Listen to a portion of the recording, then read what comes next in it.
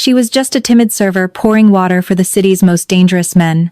But when the ruthless head of the Sterling syndicate ignored his deaf mother's silent distress, this shy waitress dropped her tray, raised her hands, and signed a secret that brought the entire Chicago underworld to its knees. The Oak Haven Grill in downtown Chicago was the kind of restaurant where secrets were traded over $100 steaks, and the lighting was kept deliberately dim to hide the faces of the city's most powerful elite. It was an establishment built on discretion.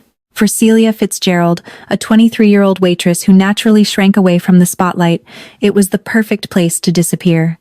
Celia was notoriously shy. She spoke in a soft, melodic murmur, kept her gaze fixed firmly on the polished mahogany floorboards, and possessed a remarkable ability to move through the dining room without making a single sound. Her coworkers often joked that she was a ghost haunting the service stations, but her silence wasn't born of emptiness. It was a sanctuary.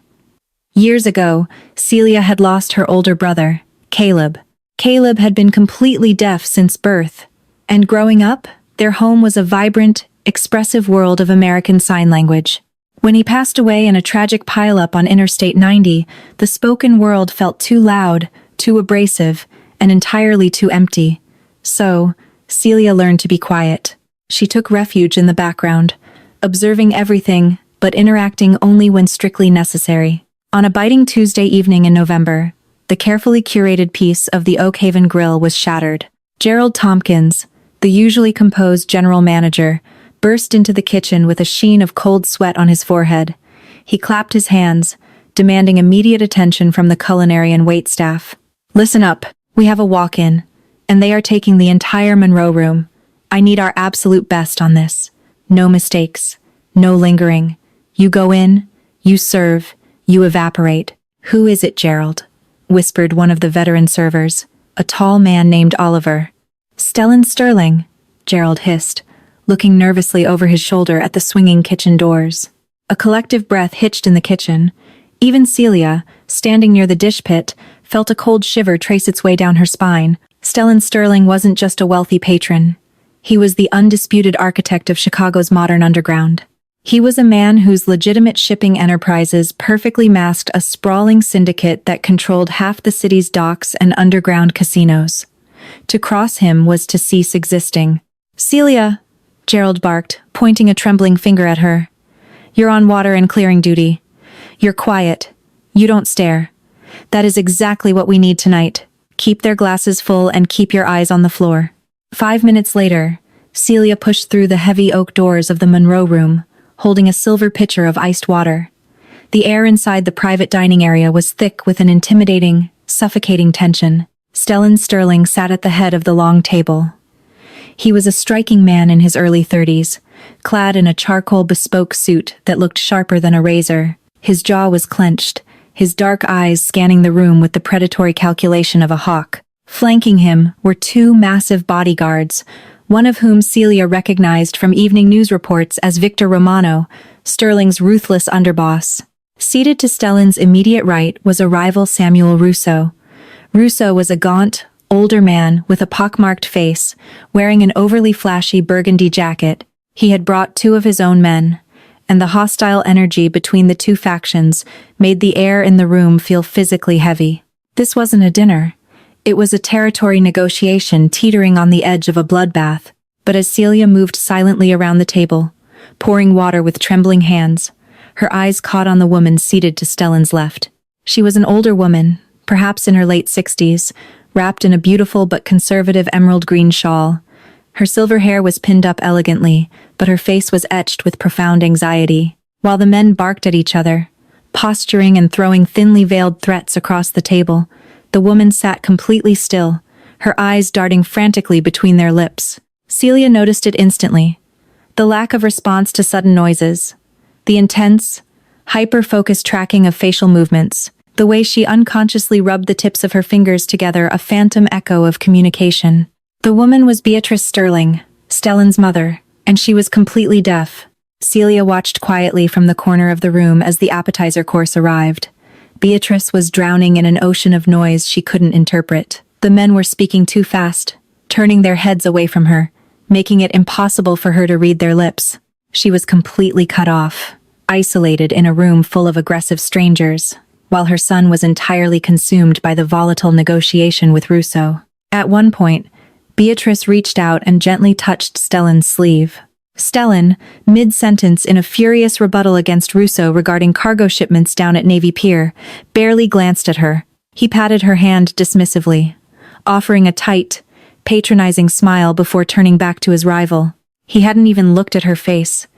He hadn't seen the genuine distress pooling in his mother's eyes. Celia felt a sudden, sharp ache in her chest. It was the exact same look of helpless frustration Caleb used to get when people talked over him at family gatherings, treating him like a piece of furniture rather than a participant in the room. Her grip tightened on the silver pitcher. She was supposed to be invisible. She was supposed to be the ghost of the Oakhaven Grill.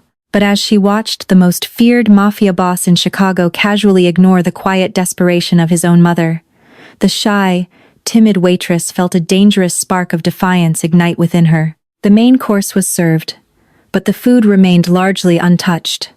The negotiation between Stellan Sterling and Samuel Russo had devolved from polite hostility into open, razor-edged threats. "You think you can just bypass my docks, Stellan?" Russo sneered, leaning over his plate of truffled risotto. "You think because your name is on the warehouses, the Union boys answer to you? They answer to me. You move that cargo without my cut, and those crates will end up at the bottom of Lake Michigan." "Let them try, Sammy," Stellan replied, his voice a low, terrifying baritone that commanded the room. "But if a single crate gets wet, I promise you, you'll be swimming down to retrieve it yourself." Victor Romano, Stellan's underboss, shifted his weight, his hand casually slipping beneath his tailored jacket. Russo's men mirrored the movement. The private dining room was a powder keg, and the fuse had just been lit. In the midst of this terrifying standoff, Beatrice Sterling let out a sharp, involuntary gasp. Celia, who had been standing flush against the back wall, snapped her attention to the older woman. Beatrice's face had drained of all color. She was clutching her chest, her breathing turning shallow and erratic. With trembling hands, Beatrice reached for her small, beaded clutch resting on the table, fumbling with the clasp. In her panic, she knocked the purse over. A small orange prescription bottle tumbled out, rolled across the tablecloth, and fell off the edge, disappearing onto the dark carpet beneath the sprawling legs of the heavy mahogany table. Beatrice let out a distressed sound, a muted, guttural vocalization that deaf individuals sometimes make when unable to find the words. She dropped to her knees, reaching blindly under the table. The noise interrupted Russo. He scoffed, looking down at her. "What's the matter with the old lady? Can't handle the big boy talk?" Stellan's eyes flashed with a lethal darkness. "Watch your mouth, Samuel." But instead of helping his mother, Stellan kept his eyes locked on his rival, unwilling to show a moment of weakness or break eye contact in a dominance display. He snapped his fingers at the massive bodyguard standing behind Beatrice's chair, a hulking brute named Jackson. "Get my mother her pills. Now." Jackson crouched down, shining a tactical flashlight from his phone under the table. "I don't see them, boss." It rolled too far back. He looked at Beatrice, who was panicking, her hands flying in erratic, disjointed gestures as she tried to signal her chest pain. Jackson frowned, grabbing her gently but firmly by the upper arm. He spoke loudly, over-enunciating as if she were stupid rather than deaf. "Sit down, lady. I'll find it." Beatrice shrank away from his heavy hand, her eyes welling with tears of frustration and fear. Celia couldn't take it anymore. The paralyzing shyness that had governed her life for the past 4 years evaporated, replaced by a fierce, protective instinct. Before Gerald Tompkins or anyone else could stop her, Celia stepped away from the wall. She crossed the room with swift, purposeful strides, bypassing the heavily armed men. She stepped right between Jackson and Beatrice, swatting the bodyguard's heavy hand away from the older woman's arm. Jackson growled, his hand instantly flying to the holster at his hip. "Hey, back off, waitress." Stellan snapped his head toward the sudden movement, his eyes narrowing to dangerous slits. "What the hell do you think you're doing?" Celia ignored the Mafia boss. She ignored the guns. She dropped to her knees on the floor beside Beatrice. Raising her hands, Celia brought them into the older woman's line of sight. Her fingers moved with fluid, breathtaking grace. "Are you okay?" Celia signed, her facial expression matching the deep concern in her hands. "I am here. Breathe." The entire dining room went dead silent. The heavy breathing, the clinking of silverware, the veiled threats, everything ceased. Beatrice froze. Her tear-filled eyes widened in absolute shock as she looked at the young waitress in the standard black uniform. For a second, she just stared. Then, a dam broke. Beatrice's hands flew up, moving with the rapid, desperate speed of someone who had been locked in solitary confinement and finally found a door. "My heart!" Beatrice signed frantically, pressing a flat palm to her chest. Palpitations. The medicine. It rolled toward the man in the red jacket. Celia nodded reassuringly. She dropped to her stomach without hesitation, ruining her pristine white apron against the floorboards. She crawled right under the table, near the expensive leather shoes of Samuel Russo, spotted the orange bottle, snatched it, and slid back out. She opened the bottle, shook out a tiny white pill, and handed it to Beatrice along with her glass of water. "Take it slow," Celia signed, her movements smooth and calming. "You are safe." Beatrice swallowed the pill, her breathing slowly beginning to stabilize. She looked at Celia, her eyes shining with profound gratitude. Then, Beatrice's expression suddenly changed.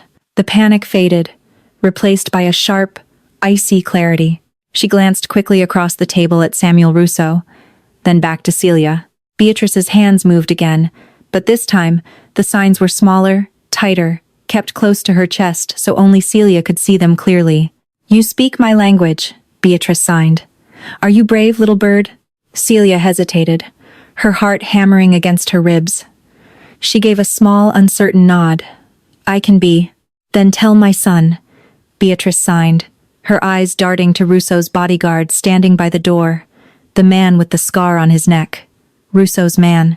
"Tell my son he has a ceramic gun strapped to his left ankle. I saw the handle when he crossed his legs. They bypassed the metal detectors with it. They are going to kill my son when they clear the plates." Celia felt the blood drain from her face. She stopped breathing. She was suddenly hyper-aware of the silence in the room. She slowly turned her head and looked up. Every single man in the room was staring at her. Stellan Sterling was on his feet. The cold, impenetrable Mafia boss looked entirely off balance. He stared at Celia's hands, then down at his mother, then back at Celia. His voice, when he finally spoke, was dangerously quiet. "What did she just say to you?" Stellan demanded. Samuel Russo let out a nervous, mocking laugh. "What is this? A circus act? Sterling, get this serving girl out of here so we can finish our business." "Shut your mouth, Sammy," Victor Romano barked, stepping closer to his boss. Stellan took a slow step toward Celia. "I asked you a question. Where did you learn to speak my mother's language, and what did she just say?" Celia stood up. Her knees were shaking so violently she thought she might collapse. She looked at Stellan. She looked at the scarred man by the door. She looked back at Beatrice, who gave her a single, firm nod of encouragement. Celia swallowed hard, finding a voice she hadn't used above a whisper in years. She looked Stellan Sterling dead in the eye. "I learned it from my brother," Celia said, her voice trembling but clear. "And your mother just said, she said, you need to be careful." Stellan frowned, his eyes darkening. "Careful of what?" Celia took a deep breath. She pointed a trembling finger straight at Russo's bodyguard. "She said that man has a ceramic gun strapped to his left ankle, and they are planning to kill you before dessert." Chaos erupted. The moment the words left Celia's lips, the frozen tableau in the Monroe room violently shattered. Samuel Russo's scarred bodyguard didn't even bother denying it. His hand instantly dove toward his left ankle, but Victor Romano was faster. With a terrifying, fluid speed born of years surviving the violent streets of Cook County, Victor lunged across the mahogany table. He collided with the bodyguard, sending them both crashing into a mahogany serving cart. Crystal glasses shattered like rainfall. As the two men grappled on the floor, the bodyguard's pant leg rode up, revealing exactly what Beatrice had seen: the matte black grip of a custom, non-metallic ceramic firearm secured in an ankle holster. "Gun!" Victor roared, driving his elbow viciously into the man's jaw. In a fraction of a second, Stellan Sterling moved. He didn't draw a weapon. He didn't dive for cover.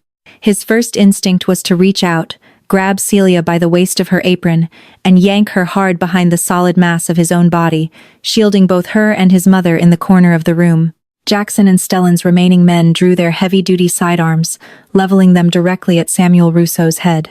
Rousseau sat frozen in his chair, his hands raised slowly in the air.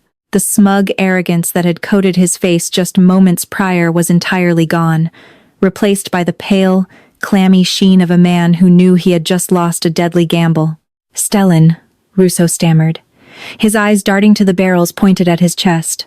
"Let's be reasonable. It was a precaution, a misunderstanding." Stellan released his grip on Celia, stepping forward. The temperature in the room seemed to drop 10 degrees. He walked slowly over to where Victor had subdued the assassin, kicking the ceramic weapon away across the carpet. Stellan picked it up. He checked the chamber. It was loaded with hollow-point rounds. "A precaution," Stellan repeated, his voice dangerously soft. He walked over to Rousseau, looming over the older man. "You bring a ghost gun into a sit-down at the Oak Haven. You plan to execute me in front of my own mother, and you call it a precaution." Stellan signaled to Victor with a sharp flick of his chin. "Get him out of here. Take him to the warehouse down on 18th Street. I'll deal with him when I'm finished my dinner." As Rousseau and his men were roughly dragged out the back exit, thrashing and pleading, the heavy oak doors of the Monroe room swung shut, sealing the remaining occupants in an eerie, ringing silence. Celia stood pinned against the wall, her chest heaving. She felt a warm hand on her arm and looked down to see Beatrice looking at her. The older woman's eyes were filled with tears, but her hands moved with absolute, fierce gratitude. "You saved my son. You saved our family." Celia offered a shaky smile, her fingers trembling too much to sign back cleanly. "What is she saying?" Celia jumped. Stellan was standing right beside her. Without the immediate threat of violence, the sheer, magnetic presence of the man was overwhelming. He was looking at his mother, but his rigid posture betrayed a deep, uncomfortable vulnerability. Celia cleared her throat, forcing herself to look up into the Mafia boss's dark, searching eyes. "She said I saved your family, but she was the one who saw the gun, Mr. Sterling. She was trying to warn you the whole time." Stellan flinched. The words struck him harder than any physical blow. He looked down at Beatrice. For the first time all evening, he actually looked at her, not past her, not through her. He saw the exhaustion in the lines of her face, the isolation in her eyes. "Tell her," Stellan started, his voice thick with an emotion he clearly wasn't used to expressing. He rubbed the back of his neck, looking completely out of his element. "Tell her I'm sorry. Tell her I should have been paying attention." Celia turned to Beatrice and signed the apology. Beatrice watched Stellan's face, reading the sincerity in his eyes before reading Celia's hands. The older woman reached out, cupping her son's cheek. Beatrice signed a rapid, emotional sequence. "She says you are a powerful man, Stellan," Celia translated softly, her voice carrying through the quiet room.